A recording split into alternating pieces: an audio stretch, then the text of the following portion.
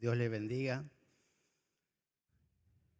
Los invito a abrir la palabra de Dios. Vamos a continuar con este estudio del libro de Esdras.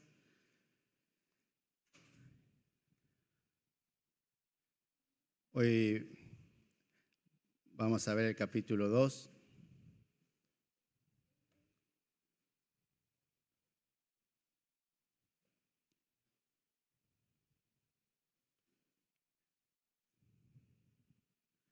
Señor, gracias que tú eres bueno, Señor.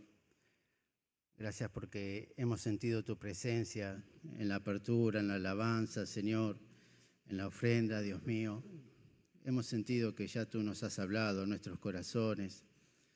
Gracias por las alabanzas escogidas, Señor. Ojalá que suban como un olor grato a ti, Señor, como un perfume, Dios mío. En este momento, Dios mío, te pido que tú hables a nuestros corazones, Señor, que tu Espíritu Santo hable a nuestras vidas, Señor, que no sea solamente para aprender, que es lindo aprender de tu palabra, pero más lindo es alimentarse de tu palabra, Señor, que nos alimente, Señor, no solo la mente, sino el corazón y el espíritu, Señor. Señor, que no sea humana sabiduría, Señor, sino que tú hables a nosotros, Señor. Señor, tú eres bueno, para siempre es tu misericordia. Gracias por habernos rescatado, Señor. Gracias por habernos llamado cuando estábamos tan lejos de ti, Señor. Gracias por todo, bendito seas. En el nombre de Jesús, amén.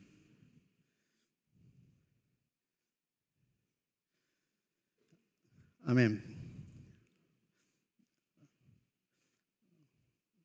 Hoy me tocó un lindo pasaje, como a ustedes les gusta, un montón de nombres, una lista larga. Generalmente cuando uno ve estas listas, ¿qué hace? Seguimos de largo, ¿no? Parece que el Espíritu Santo esta vez no nos va a dejar seguir de largo, porque esta misma lista está en Nehemías capítulo 7. Es como que el Señor dice, no, ¿pasaste de largo? Te la voy a poner de vuelta para que aprendas. Por supuesto que toda la Escritura es inspirada por Dios y realmente que el Señor nos hable en esta noche. Hoy vamos a ver Esdras capítulo 2, del 1 al 35. Dice así: Estos son los hijos de la provincia que subieron del cautiverio, de aquellos que Nabucodonosor, rey de Babilonia, había llevado cautivos a Babilonia, y que volvieron a Jerusalén y a Judá, cada uno a su ciudad, los cuales vinieron con Zorobabel, Jesúa, Nehemías, Seraías, Relaías, Mardoqueo, Bilsán, Mispar, Bigvai, Rehum y Baana. El número de los varones del pueblo de Israel. Los hijos de Paros, 2172. Los hijos de Sefatías, 372. Los hijos de Ara, 775. Los hijos de Paat Moab, de los hijos de Jesúa y de Joab, 2812. Los hijos de Elán, 1254. Los hijos de Satú, 945. Los hijos de Sacal, 770. Los hijos de Bani, 642. Los hijos de Bebai, 623.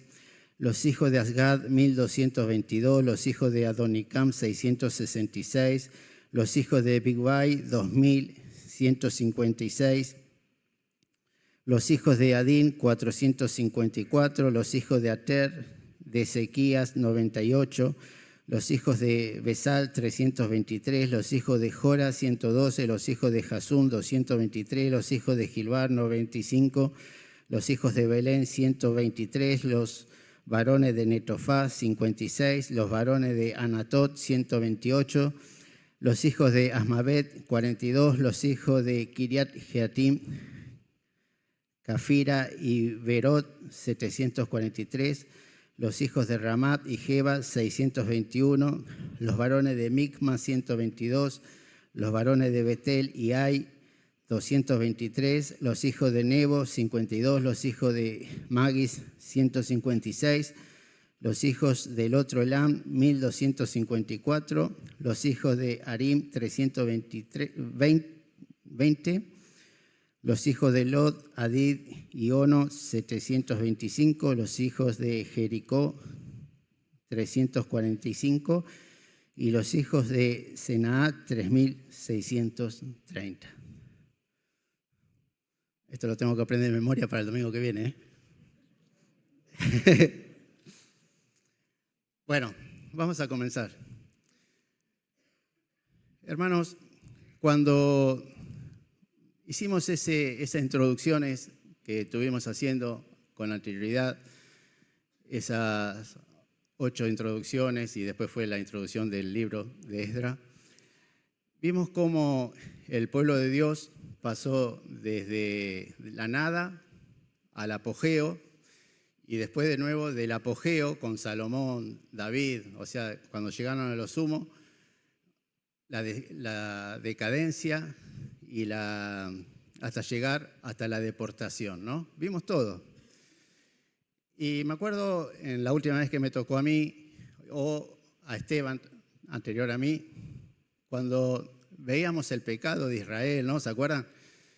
La idolatría, la maldad, el no querer oír, que Dios le mandaba de temprano y sin cesar profetas y palabras, y ellos no querían escuchar, la idolatría que habían llevado incluso los dioses paganos dentro del templo, Acera, cómo sacrificaban a sus hijos a ese dios Moloc. No, yo me acuerdo todo, me parece que ustedes también, ¿no?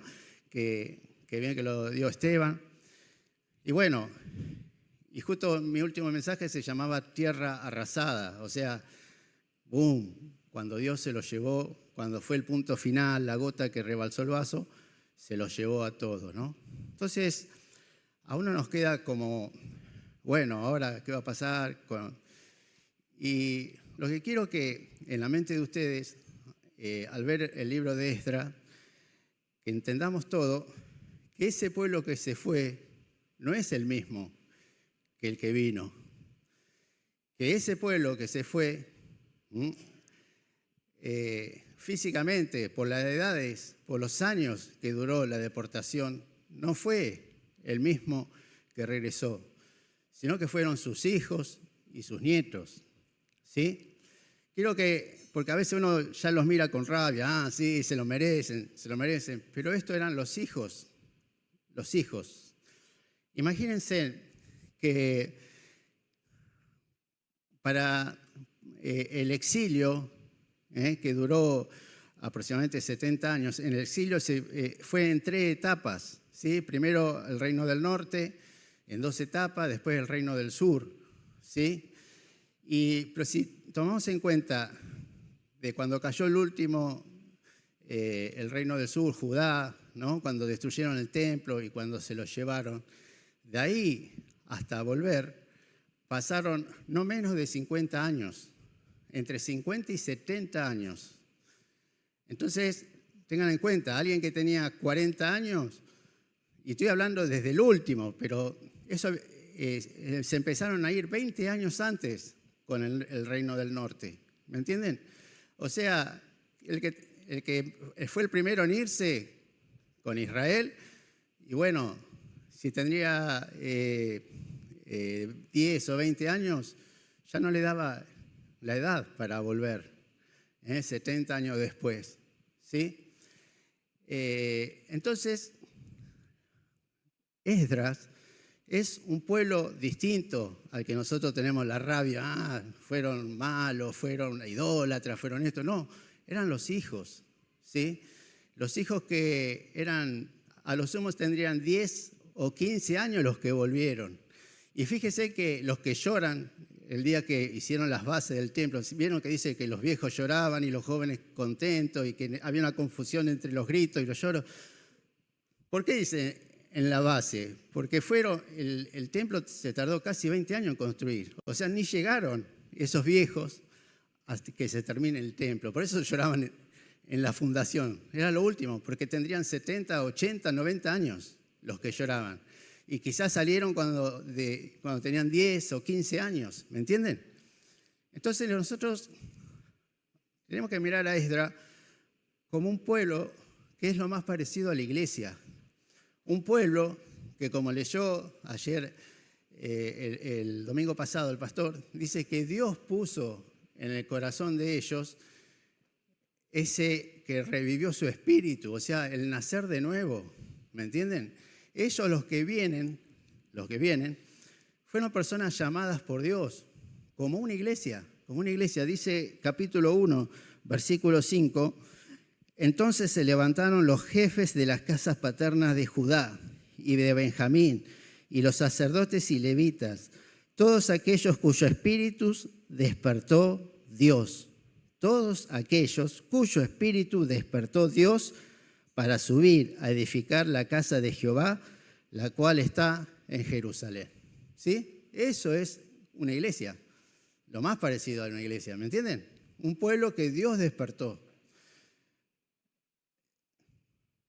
Para que ustedes tengan idea, cuando ellos fueron transportados a Babilonia, cuando apenas habían pasado unos años, estaban los hijos y los padres, estaban los culpables y los que se creían inocentes y que echaban la culpa. Y le decían, por culpa de ustedes nosotros estamos sufriendo esto, por culpa de ustedes. Tal es así que los invito a ver Jeremías capítulo 31, versículo 29. Dice así, en aquellos días no dirán más, los padres comieron las uvas agrias y los dientes de los hijos tienen la dentera. Lo vuelvo a repetir. En aquellos días no dirán más, los padres comieron las uvas agrias y los dientes de los hijos tienen la dentera. Era un refrán que empezaron a decir allá en Babilonia. Lo hago un paralelismo.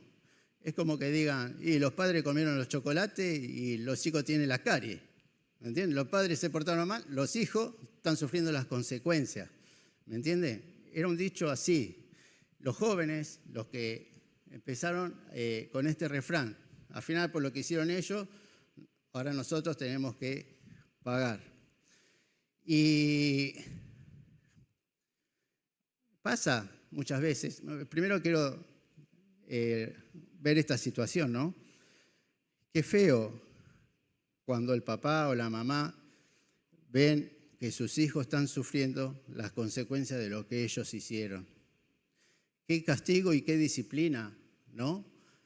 Para cuando un padre o una madre, que fueron ellos los que se portaron mal, fueron ellos los desobedientes, fueron ellos los de dura service, y ver las consecuencias, el castigo de Dios, la disciplina, cómo le afecta y cómo la pagan, no solo ellos, sino sus hijos. Es muy común en la Biblia que pase esto. Cuando Acán pecó codiciando el manto babilónico y el oro, ¿quién pagó las consecuencias aparte de él? Sus hijos, todos fueron muertos.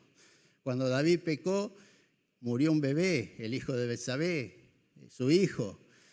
La espada no se apartó nunca de su casa. Un hermano mató al otro. O sea, las consecuencias. Cuando Coré se rebeló, murieron todos, él y su familia. O sea, qué feo mirar a los ojos a tu hijo, a tu nieto, verlos sufrir, verlos pagar el precio y saber en tu corazón que es por tu rebeldía, que fue por lo que vos hiciste.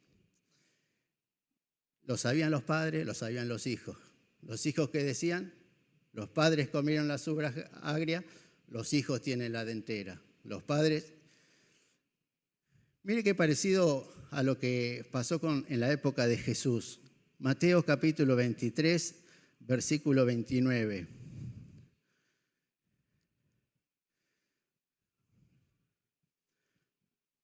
Dice así, ay de vosotros, escribas y fariseos hipócritas, porque edificáis los sepulcros de los profetas y adornáis los monumentos de los justos, y decís, si hubiésemos vivido en los días de nuestros padres, no hubiéramos sido sus cómplices en la sangre de los profetas. Así que dais testimonio contra vosotros mismos de que sois hijos de aquellos que mataron a los profetas. Vosotros también llenad la medida de vuestros padres. Serpientes, generación de víbora, ¿cómo escaparéis de la condenación del infierno? La misma situación, ¿vieron? Ellos edificaban los monumentos de los profetas y decían, si nosotros no nos hubiéramos matado, nosotros nos hubiéramos portado bien. Y ellos fueron los que mataron a Jesús, hermano. Y ellos fueron los que mataron al profeta enviado por Dios, ¿me entienden? Y la misma rebeldía, ¿viste? De decir, no es por culpa mía. Y Jesús dice, sí, es por culpa de ustedes hacen lo mismo, ustedes son iguales. ¿Y por qué se cree que Esdras, capítulo 1, versículo 5, dice, vinieron todos los que Dios despertó su espíritu? Porque si Dios nos despertaba el espíritu, si Dios nos movía a que vengan a construir el templo, ellos hubieran estado ahí. Necesitaron del poder de Dios que los hizo nacer de nuevo, que les hizo despertar el espíritu para que hoy tengamos Esdras. Ese es el primer punto. Para terminar este punto, Ezequiel capítulo 18, versículo del 2 al 4 y después del 19-20. Ezequiel 18 dice así, ¿qué pensáis vosotros lo que usáis este refrán sobre la tierra de Israel que dice, los padres comieron las uvas agrias y los dientes de los hijos tienen la dentera? Vivo yo, dice Jehová el Señor, que nunca más tendréis que usar este refrán en Israel. He aquí que todas las almas son mías, como el alma del Padre, así el alma del Hijo es mía. El alma que pecare, esa morirá. Y si dijeres, ¿por qué el Hijo no llevará el pecado de su Padre? Porque el Hijo hizo según el derecho y la justicia, guardó todos mis estatutos y los cumplió, de cierto vivirá. El alma que pecare, esa morirá. El Hijo no llevará el pecado del Padre, ni el Padre llevará el pecado del Hijo. La justicia del justo será sobre él, y la impiedad del impío será sobre él.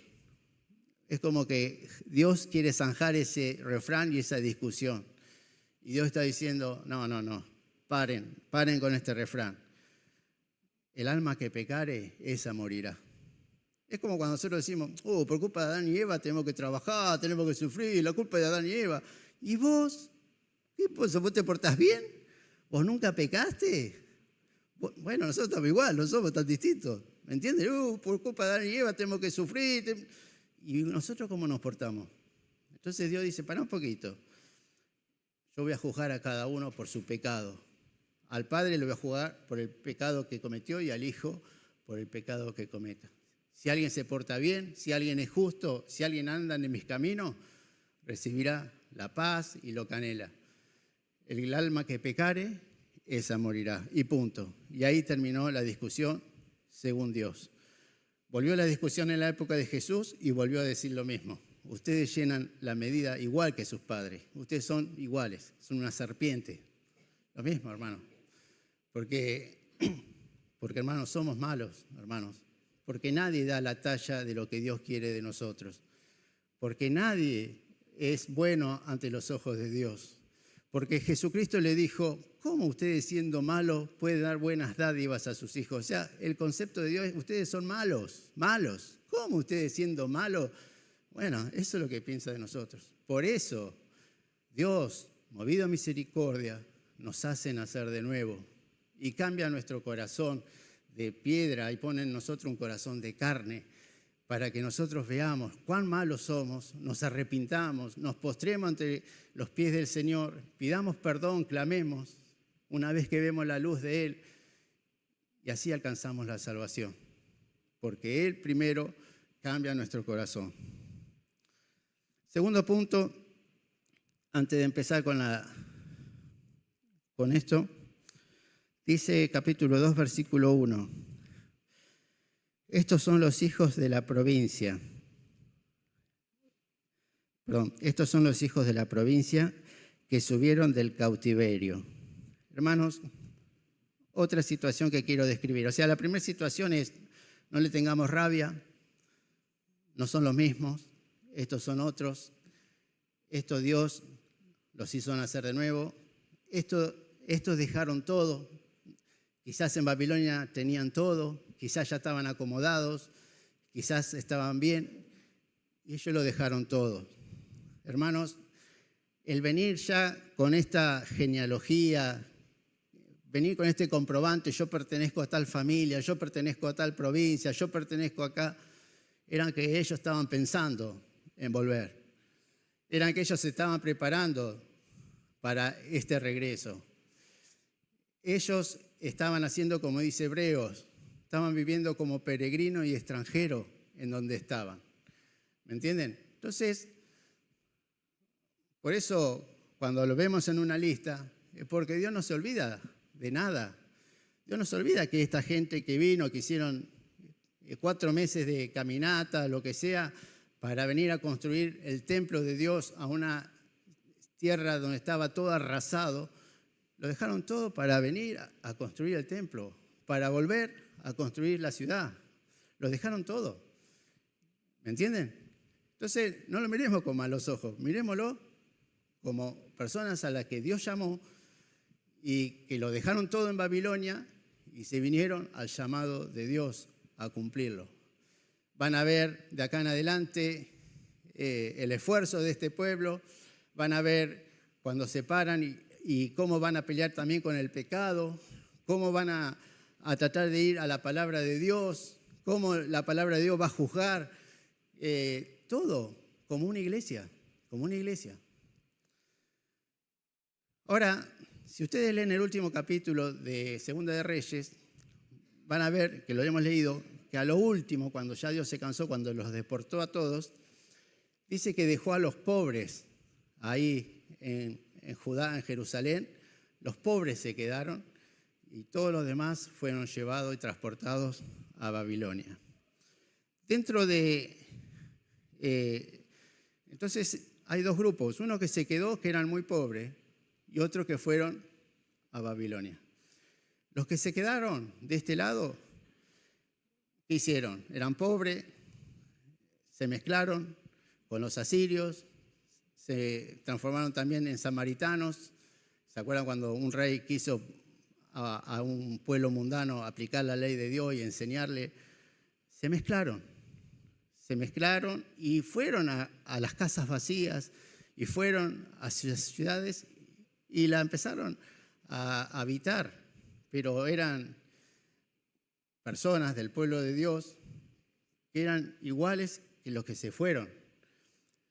Entonces acá vemos que hay un grupo que fue disciplinado, que fue el que fue transportado a Babilonia.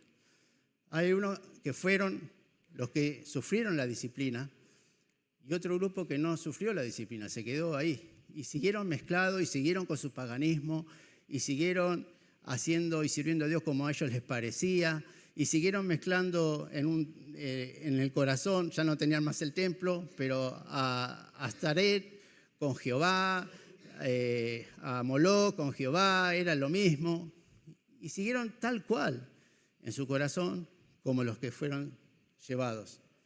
Sin embargo, los que fueron allá a Babilonia en esos 70 años, dice la historia cristiana, que le agarró tal repulsión del paganismo, de donde estaba, de la idolatría, que el efecto fue todo lo contrario. El pueblo, cuando estuvo en disciplina, reaccionó y se dice que ahí abandonó la idolatría. Abandonó ese doble jueguito, que estoy en el mundo, que estoy en Babilonia, que estoy con los dioses ajenos y con mi Dios. Lo abandonó. Y esto nos da una enseñanza, que el que soporta la disciplina, el que recibe la disciplina de parte de Dios, es porque es tratado como un hijo de Dios. El que tiene la suerte de no ser disciplinado, dice el libro de Hebreos, es un bastardo, no es un hijo. Porque Dios al que ama, disciplina y azota a todo aquel que acepta por hijo. Hermanos, si somos hijos de Dios, es lo más probable que a nosotros nos discipline y a los que no andan tan bien, lo deje. abandonados a la ira de Dios, que muchas veces es el abandono de Dios.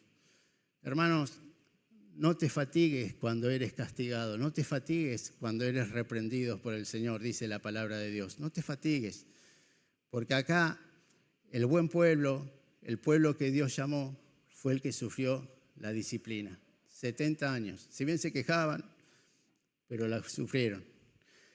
¿Y qué pasa cuando dice, lo vamos a leer en Esdras capítulo 4, para los babilónicos había un pueblo, el que estaba más allá del río, ¿me entiende? Entonces están los que vinieron de Babilonia y los pueblos de la tierra, que le llaman, agarra la palabra, que eran los que se habían quedado y que se mezclaron, ¿sí? Están los más allá del río y los deportados, los hijos de la cautividad, que son los que están en Babilonia, y los que del otro lado del río. Eso es importante que lo veamos, porque eran en su origen judíos muchos, pero cuando nosotros veamos que para la construcción del templo o para la construcción del muro no le permiten los hijos de Dios que participen, pero somos hermanos, no, hermano, nada. Y no lo dejaban, y ahí empezaban las peleas. Entonces, hay dos tipos de peleas. La primera es esta, ¿sí? Que cuando construyeron querían participar. No, vos no. Cuando construían el muro, lo vamos a ver, sí, vamos, todos. No somos, no. Solamente el pueblo de Dios va a participar en la construcción del templo, en la construcción del muro. Y ahí se ganaron los enemigos que vamos a ver. Los enemigos, los que se quedaron, los que no cambiaron, los que seguían coqueteando con el mundo, fueron enemigos de este pueblo, de esta iglesia, de este que Dios estaba formando. Los peores enemigos fueron los que antes eran del pueblo de Dios y que se mezclaron con los paganos. Tercer punto.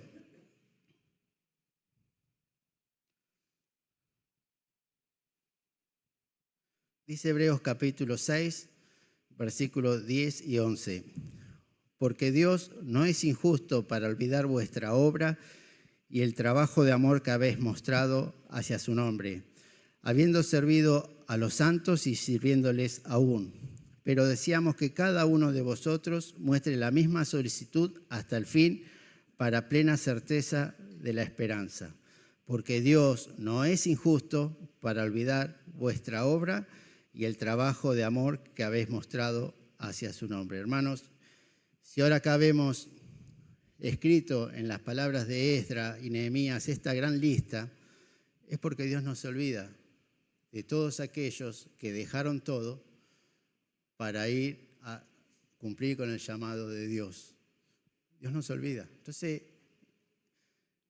no le dé fastidio una lista como esta, porque usted también está en una lista.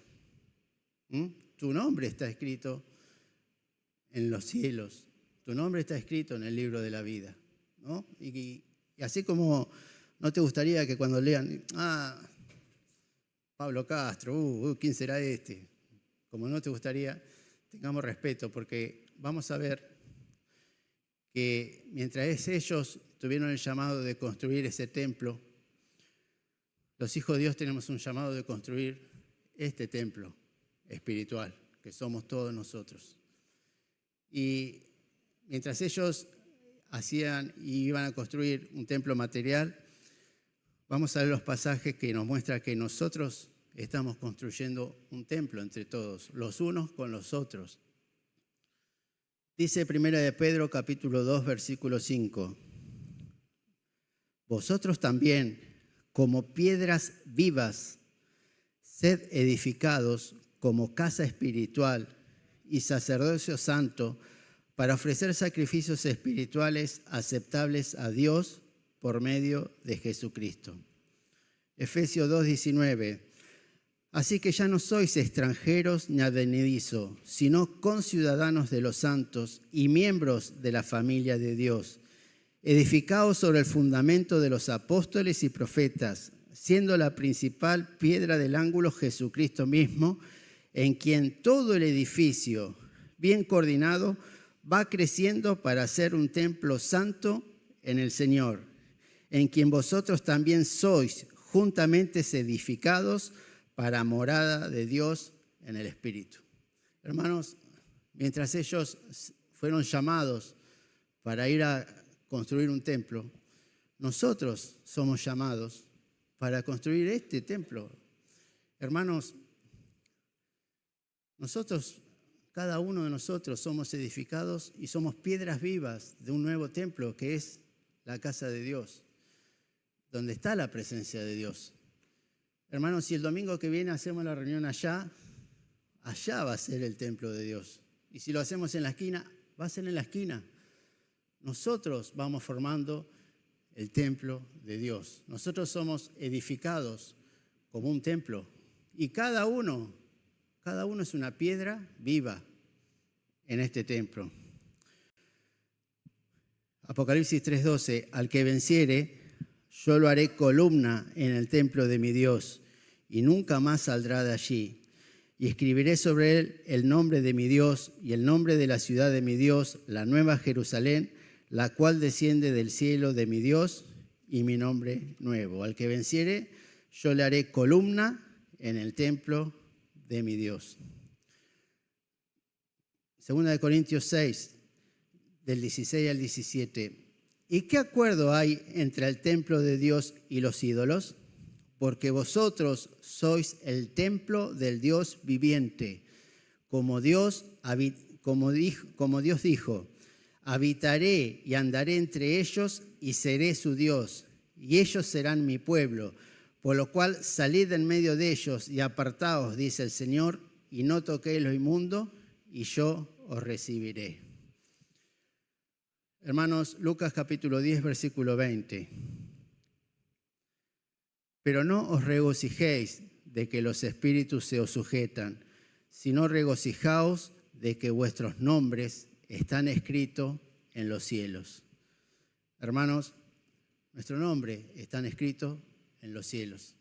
Así como hay acá una lista de todos los que pertenecen al pueblo de Israel, también hay una lista donde estamos nosotros, allá en los cielos. Apocalipsis 13:8 dice así: y la adoraron todos los moradores de la tierra, cuyos nombres no están escritos en el libro de la vida del Cordero, que fue inmolado desde el principio del mundo.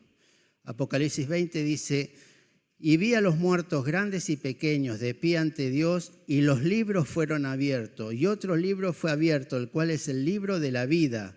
Y fueron juzgados los muertos por las cosas que estaban escritas en los libros, según sus obras.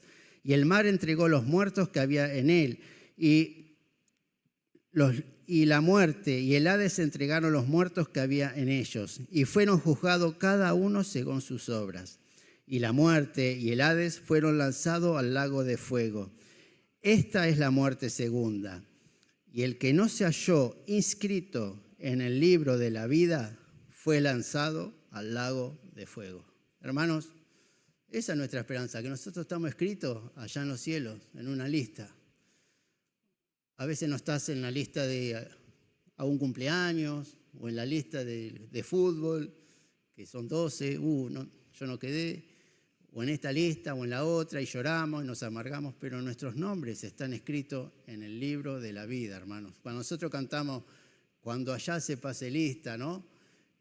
Qué hermoso cuando nuestro nombre sea ahí en los cielos oído, porque somos dignos de pertenecer por lo que hizo Jesucristo ahí a la eternidad, ¿no? Tu nombre y mi nombre. José Recalde, Raúl Martínez hijo. Qué hermoso, qué hermoso. Bueno, estas personas que vamos a leer hoy tuvieron el privilegio de pertenecer a esta lista terrenal del pueblo de Dios. Nosotros tenemos el privilegio de pertenecer a la lista más gloriosa que existe. Nuestros nombres están escritos en el libro de la vida. Amén. Dentro de esta lista vamos a dividirla. Un poco vemos hoy y un poco la semana que viene. Pero esta lista está compuesta con 7 tipos de nombres. Primero, los líderes que fueron encargados de administrar, de controlar y de llevar todo este pueblo a buen puerto. Dice capítulo 2, vamos a leerlo 1 y 2. Estos son los hijos de la provincia que subieron del cautiverio, de aquellos que Nabucodonosor, rey de Babilonia, había llevado cautivo a Babilonia, y que volvieron a Jerusalén y a Judá, cada uno a su ciudad, los cuales vinieron con Zorobabel. Hermanos, el rey Ciro de alguna forma le dio autoridad a este Zorobabel, que era un descendiente de la familia real, que así como todos seguían su genealogía, lo vamos a leer en muchos capítulos, era hijo de la familia real, ¿sí? Y esta persona llamada Zorobabel fue el encargado como si fuera el gobernador. Y Ciro le llama la provincia. ¿Qué significa? Que parece ser que en el mismo territorio donde antes estaba Judá, desde Babilonia, desde Ciro, le dijeron a Zorobabel que iba a ser encargado de la provincia de Judá. ¿Qué pasó?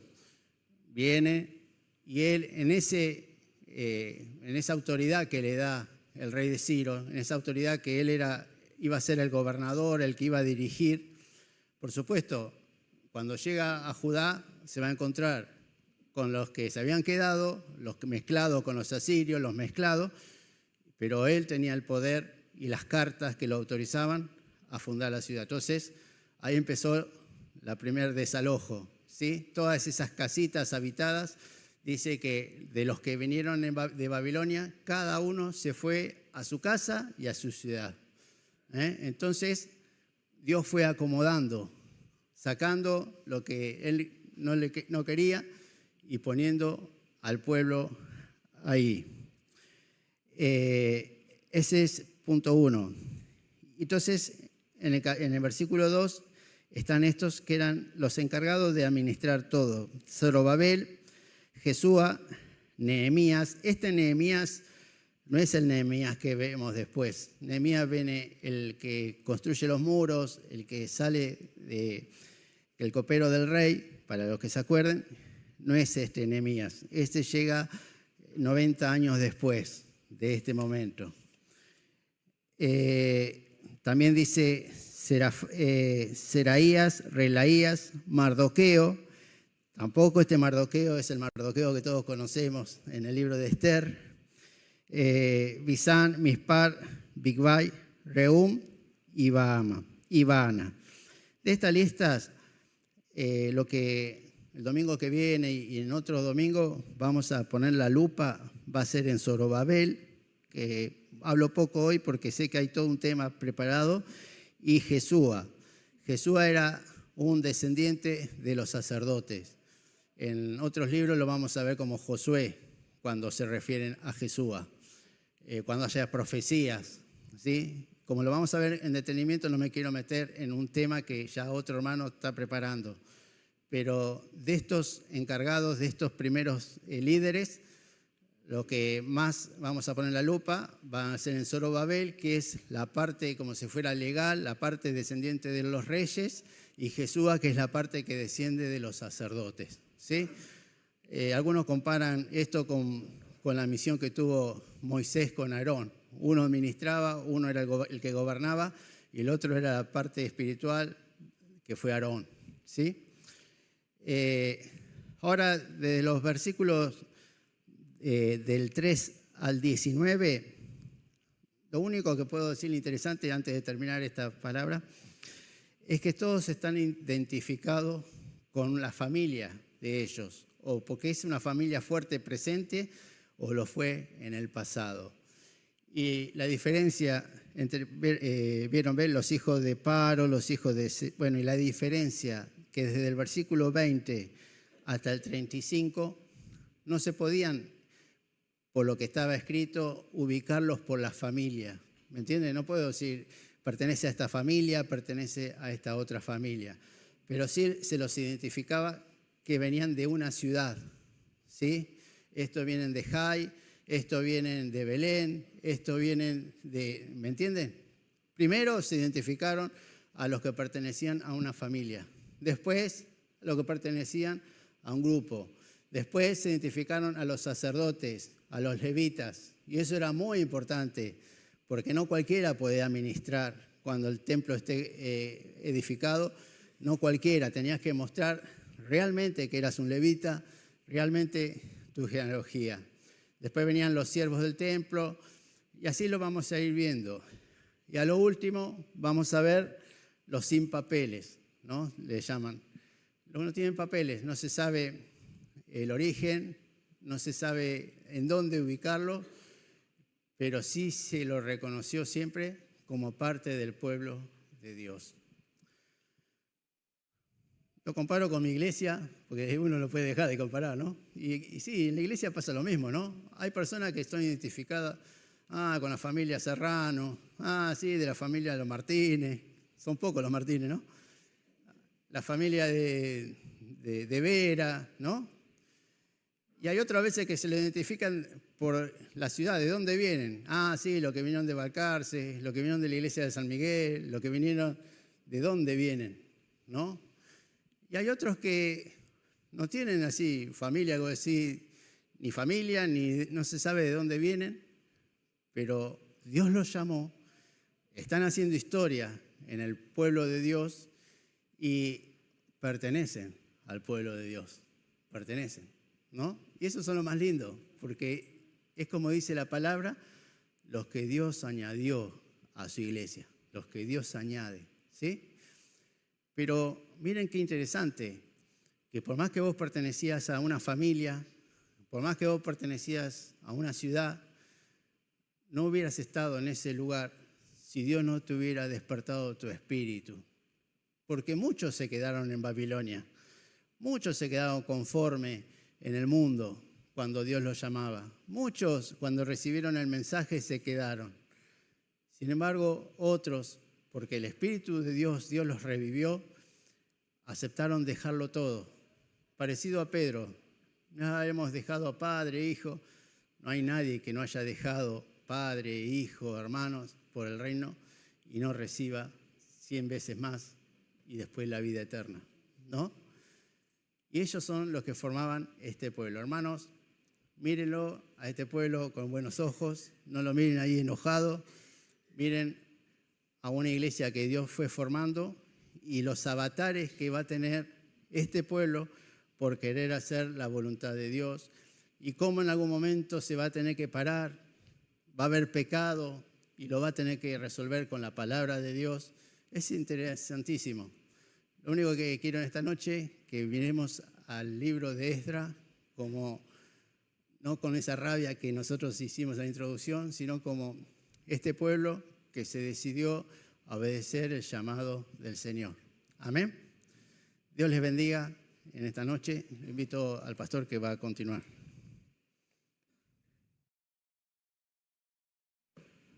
Amén. Una lista que sigue. A ver que la lista es larga, donde hay muchos nombres escritos y donde la lista en Nehemías, como decía Jorge, se vuelve a repetir, trae a la memoria a aquellos que regresaron con Zorobabel, aquel primer remanente que llegó a Jerusalén, y otra vez se vuelve a nombrar a todas estas personas. Como decía Jorge, qué importante que para Dios no somos un número más, sino que nuestros nombres son conocidos por Él. ¿No? Nuestro nombre está escrito en el libro de la vida. Vamos a ser llamados y somos llamados por nuestro nombre. Y también pensaba en la iglesia y en el compromiso que nosotros tenemos los unos con los otros. Después en Nehemías vamos a ver otra lista que tiene que ver con los que van a reedificar el muro y cómo se distribuyen las tareas. Y familia por familia van ocupando cada lugar y son las encargadas de reedificar el muro en ese lugar. Y así se termina la obra, así se termina la tarea. Y así es la iglesia, hermano. Nosotros somos parte del mismo cuerpo y estamos en esta iglesia local aquí en Balcarce y nos conocemos por nuestro nombre y todos trabajamos y somos edificados por el Señor y estamos en su obra, igual que este pueblo, hermano. No somos un número más. Y esto nos lleva a comprometernos también. Estamos haciendo el curso de membresía y hoy justo hablábamos con los hermanos acerca de la importancia de la membresía. Y no es un nombre puesto solamente en una hojita o en un libro o solamente firmar un pacto, sino es el compromiso y la responsabilidad que cada uno de nosotros tenemos con el Señor y con nuestros hermanos. En Nehemías, unos edificaban y otros cuidaban y otros velaban porque el enemigo iba a atacar, y esto es la iglesia. Hermanos, unos cuidan, otros hacen una tarea, otros hacen otra, pero nos vamos cuidando mutuamente y vamos sirviendo al Señor y somos parte de su obra. Y esto tiene que traer gozo a nuestro corazón, pero también tiene que traer compromiso y responsabilidad, que somos parte de Él. Amén. Damos gracias al Señor por su palabra, le damos gracias al Señor porque Él nos ha llamado por nuestro nombre. Y un día vamos a estar delante de su presencia y nuestros nombres van a ser nombrados por Él. Amén. Yo le invito a ponerse de pie, le invito a Marcos, antes de orar y de cerrar. Vamos a alabar a nuestro Señor.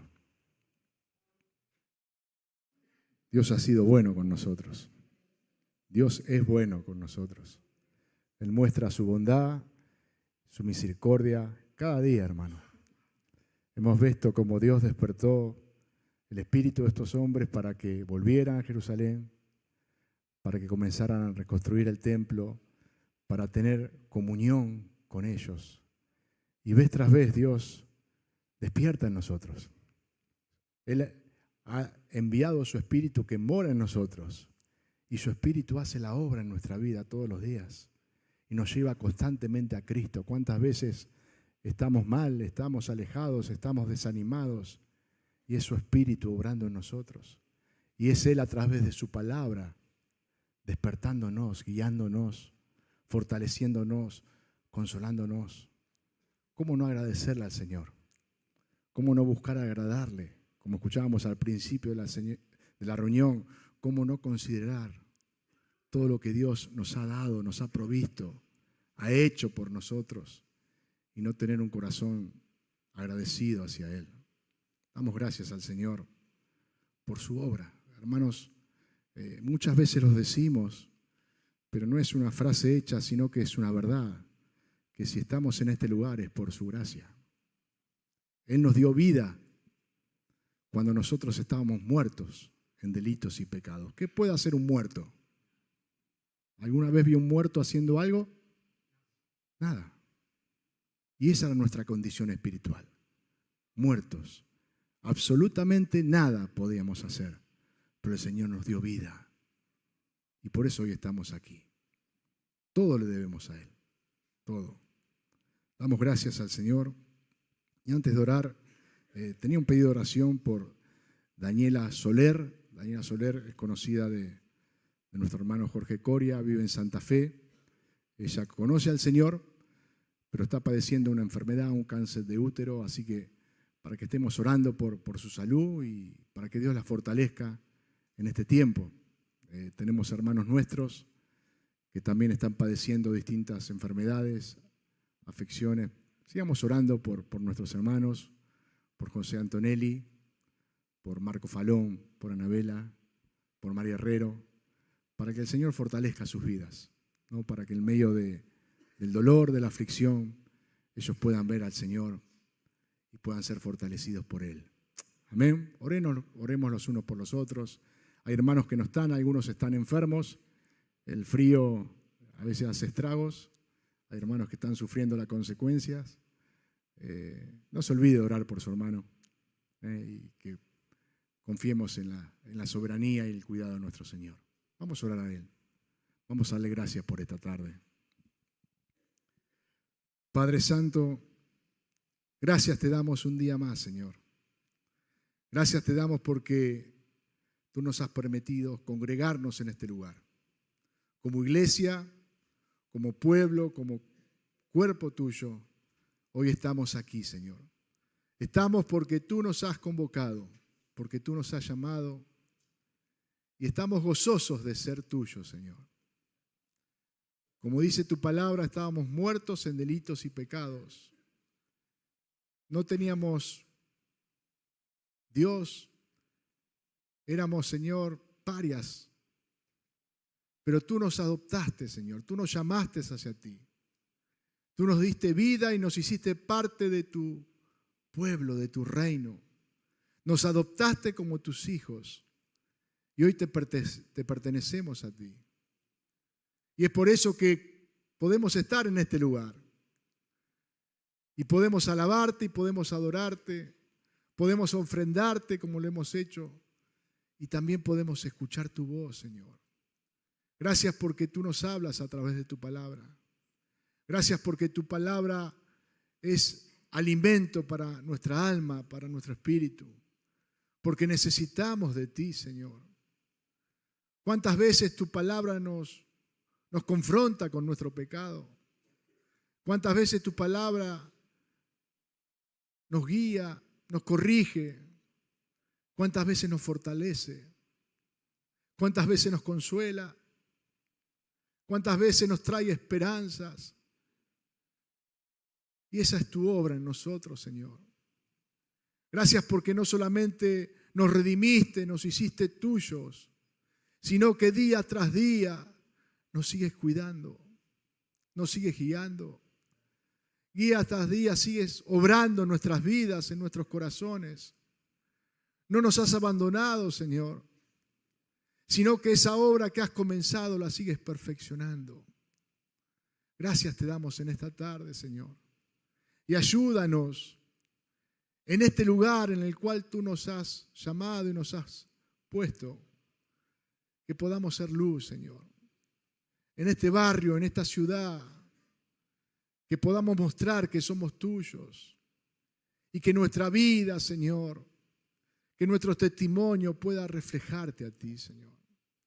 Y que a través de nuestra predicación, de tu palabra, muchos puedan llegar, Señor, y puedan unirse a tu pueblo, a tu iglesia. Gracias te damos por esta tarde. Y ponemos delante de tu presencia a nuestros hermanos, Señor. A Daniela, Señor, que no conocemos, pero que tú le conoces. Que tengas misericordia de ella. Y que en medio de este dolor, de esta enfermedad, tú le fortalezcas. Ella pueda seguir confiando en ti, Señor.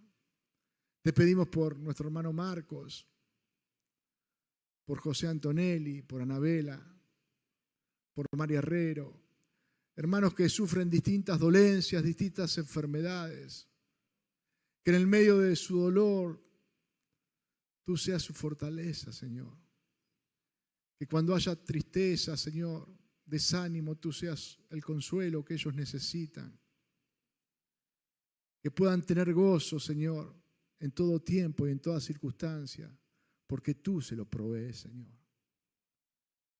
Gracias te damos, Señor, porque en ti podemos confiar, porque tus promesas son fieles y verdaderas, porque podemos perder un montón de cosas, pero nada ni nadie nos separará de tu amor. Por eso te agradecemos en esta tarde. Gracias porque tú nos has redimido y hoy somos parte de tu pueblo. Hoy somos parte de tu iglesia. A esa iglesia que un día Cristo vendrá a buscar, Señor. Te anhelamos y te esperamos. Deseamos tu venida para estar contigo por siempre. En el nombre de Cristo Jesús oramos. Amén. Amén. Saludos a su hermano.